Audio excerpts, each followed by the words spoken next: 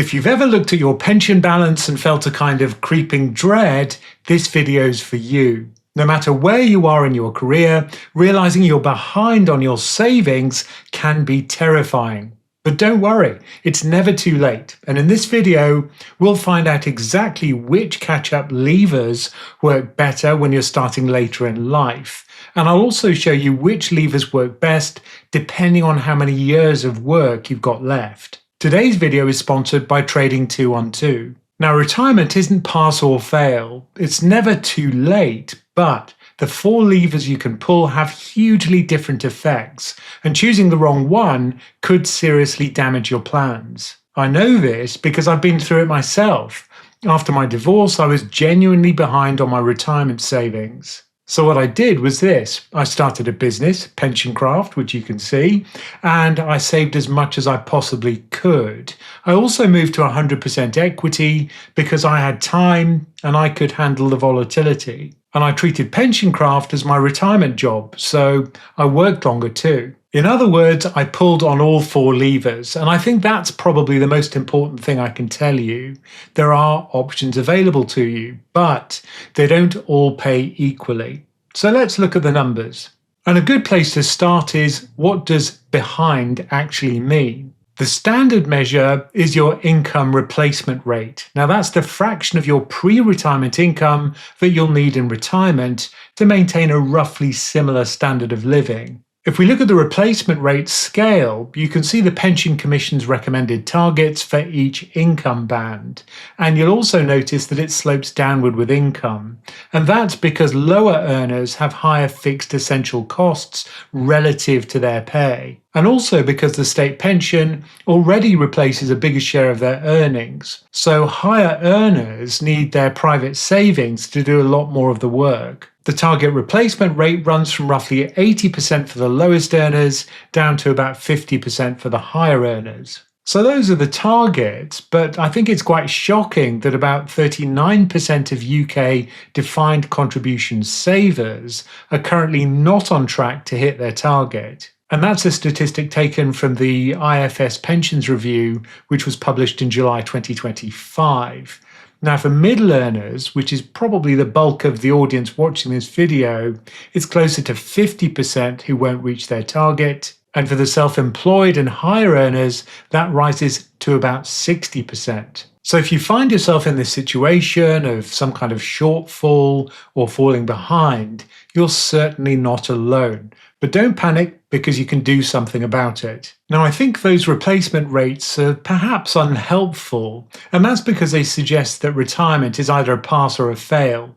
Will your investments create enough income to replace your salary, yes or no? Now, that's misleading because retirement isn't binary. You're not either on track or not on track. The Pensions and Lifetime Savings Association publishes 3 retirement living standards. So that's minimum, moderate, and comfortable. And if we look at their numbers, you can see what each one costs and roughly what pot size you'd need in order to fund it. For a one-person household, moderate is roughly £32,000 a year, and that's after tax. Now that would include things like holidays in Europe, having a car, and eating out regularly. You'd need a pot of about £493,000 to fund it, and that, remember, is on top of the state pension, which is about £12,000 a year in 2025-2026. Comfortable is about £44,000 a year, and here you'd need about £800,000. And minimum, which is admittedly basic, but it covers the absolute needs to live, that only requires about £36,000 in private savings because the state pension does most of the work. What's interesting is that for couples, the numbers are much more manageable. So if you have 2 state pensions, that covers the minimum standard entirely, so you don't need any kind of pension pot at all. So the question isn't, am I on track? It's roughly which tier am I on track for, and what would it take to nudge me up a little bit if I'm not happy with that? So here are the 4 levers that allow you to change things. One would be save more, the second would be work longer, the third would be take more risk, and finally, you could adjust your expectations. I think most people instinctively rank them in the wrong order. They focus on investment returns, which means usually taking more equity risk, when the maths pretty clearly shows that savings rate is probably much more important, and maybe even working longer depending on your age, as we'll see. So what we'll do now is we'll go through each one of those in turn, and I'll show you exactly what the numbers say. Before we go on to talk about those 4 levers and when they work best, I'd like to talk about the sponsor of today's video, which is Trading 212. I've been using Trading 212 Stocks and Shares ISA for several years, and I love it. It charges no account fees, no subscription fees, and it offers over 13,000 ETFs and stocks. My favorite Trading 212 feature is pies. You can build a self-contained portfolio inside your stocks and shares ISA, set it once, and then rebalance with just one click. You can drip feed into it with regular investing, and then reinvest the dividend automatically. Their ISA is also flexible, which means that you can withdraw cash within the tax year and put it back without affecting that year's ISA allowance. As a viewer of PensionCraft, you get a special offer from Trading 212 where you can claim free fractional shares worth up to £100. Just open an account, verify it, fund it, and then use my name as the promo code, which is Ramin, R-A-M-I-N, and you'll find a link to that in the description below. So let's turn to the levers. The first one, save more, is probably the most powerful, whether that's early on or later in life. So here you can see what adding a fixed amount each month does to your terminal wealth.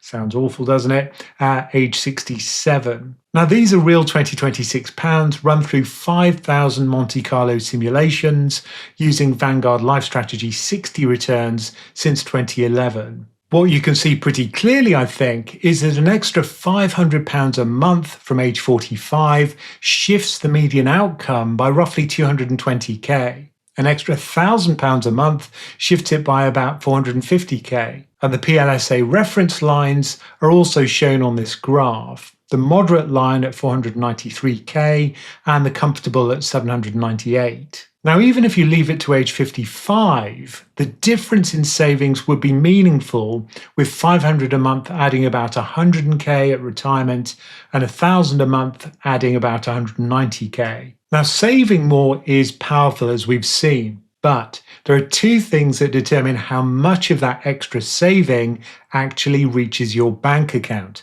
Those are fees and tax. On fees, your company pension scheme might be charging you a lot more than you think. So if we look at the GULP calculator here, that's the gains ultimately lost to professionals, you can see the cumulative cost of a typical workplace pension, which charges 0.5%. Now, 0.5% doesn't sound huge, but it compounds over time. So let's say you've got £100,000 invested with a 6% return, then over 30 years, that cost adds up to £76,000 or 16% of your investment gains. Now, those are the returns which you gave up to the finance industry. So you can see it's probably worth checking the charges for your current setup. And that's true whether it's your personal SIP or your workplace pension. And you should never give up your employer contributions, of course, but some employers allow you to transfer funds out into your SIP each year. And that way you have greater flexibility over your fund choice and, of course, your fees. On tax, the wrapper that you save into matters a lot, especially if you're a higher rate taxpayer. If we look at this flow diagram, you can see the maths behind that. If you've got an ISA, you invest from after-tax income and you withdraw tax-free. With a SIP, you invest gross, the taxman tops up your contribution, and you pay tax on the way out. For a higher rate taxpayer putting in the same gross amount, the SIP produces roughly 40% more terminal wealth. And that's because withdrawal tax rate, mostly basic rate plus the 25% tax-free lump sum perhaps, that's a lot lower than the 40% relief that you got going in, because for most people their income in retirement is lower than their income during their working years. If we look at this decision grid, you can see the ratio for different combinations of contribution tax rate and withdrawal tax rate. The deep green cells are where the SIP wins strongly. And most higher rate taxpayers land firmly in the green if they pay a lower rate in retirement due to their lower income. The priority order later in life, when you're usually earning more, is this. You get your full employer match first, that's super valuable, then check the table to see whether you should skew your contributions towards your SIP or ISA. And mortgage overpayment only beats pension contributions in a pretty narrow zone where your mortgage rate is genuinely high and you've used up all of your tax relief. Now let's turn to lever 2, work longer. And I think this one is probably the most underrated. Working longer has a triple effect. The first is obvious, which is more contributions going in. The second is more compound growth, because your pot has extra years to run before you withdraw from it. But the third one is the one most people miss, and that's fewer drawdown years. A shorter retirement means your pot has to last less time. Now, on top of all that, there's also the possibility that you defer your state pension, and you get a bonus for doing that. Every extra year that you work past 67 adds roughly £694 a year to your state pension for the rest of your life. Now that's about 6%, just under, every year. Now this is one I personally have to think twice about because the break even, when foregoing the income initially, is going to pay off later, is roughly 17 years, which would take you from your retirement age to probably the UK life expectancy. So if you think you're going to be very long lived, that might be worth it. Personally, I'm not so sure. Now here we can see the impact of retiring at different ages. If you retire at 70 rather than 67, that shifts the median outcome by about £21,000, and that's for a saver starting at 45, and £23,000 for a saver starting at 50. Now what's quite striking here, and also I think quite non-intuitive, is how the gap between retirement ages widens as the starting age increases. That's because in percentage terms, the contribution in those extra years form a larger proportion of your overall investment. Now let's look at lever 3, taking more risk, and I think this one's a bit more complicated. Here you can see terminal wealth, the size of your pot, at age 67. And this is for Vanguard Life Strategy funds from LS20, so that's 20% equity, 80% bonds, all the way up to LS100, which is 100% equity. So what we're doing here is dialing up the average return, but also the risk measured as volatility, say. The 3 panels you can see are for people with starting ages for saving of 40, 50, and 60. The median outcomes rise with more equity. That's the circle that you can see in the middle of the bars. And that's what you'd expect, higher return with greater risk. But notice how the unlucky and lucky outcomes, this is probabilistic after all, that's what produces that shaded band. It widens a lot as you move to the right. More equity means a higher median, but also much bigger downside and upside risk. And while compounding lifts the wealth much higher than the actual cash contributions for the earlier saver, the same is not true for the later saver. There's just less compounding. For a 60-year-old starting with 100% equity, they may well run into problems, and that's because of sequence of returns risk. If markets fall badly in your first few years of retirement or your last few years of work, a high equity portfolio can't recover in time. You just don't have the runway. So taking more risk is rewarded in the long run, but for anyone within roughly, say, 5 years of retirement, it's probably not a lever that I'd rely on just in case you're unlucky and there's a stock market pullback just before you retire. Now, if you want to run these simulations for your own numbers, that's exactly what our PensionCraft membership tools allow you to do. And if you're interested in that, the link's in the description below. And lever 4, adjust your expectations. I know that sounds a bit grim, but it's worth looking at the actual numbers before you dismiss it. Here you can see the pot sizes for each of those PLSA tiers. Comfortable needs roughly 800,000, moderate needs about 500,000, and the gap between those two is a very chunky £300,000. In other words, stepping from a comfortable target to a moderate one frees up about £300,000 of required savings. And the moderate retirement still includes regular holidays, a car, and eating out, which I think is pretty good. Now, there are ways to reduce what you need without feeling like you're giving something up. Location is a big one. If you move to a lower cost area in the UK or even abroad, that could stretch your moderate pot to something that feels like comfortable. Downsizing your home is another choice. Now, these aren't failures, they're levers. So, which lever should you pull? I think it depends on your age, and I think this is the most important graph in the video. So if we look at this uplift graph, you can see how the three main levers compare with one another across different starting ages. Saving an extra £500 a month is completely dominant. That is really a good idea whatever your age. Working longer is more subtle because it's a bit better than dialing up equity risk, but only from your mid-40s onwards. And that's because switching from life strategy 60 to 80, say, adds less than working later and saving more. And that's because compounding needs time to work its magic. And if we look at the marginal cost chart here, so that's the cost to you today to add £1,000 to your investment pot when you retire, you can see that all three curves accelerate sharply from the age of about 50.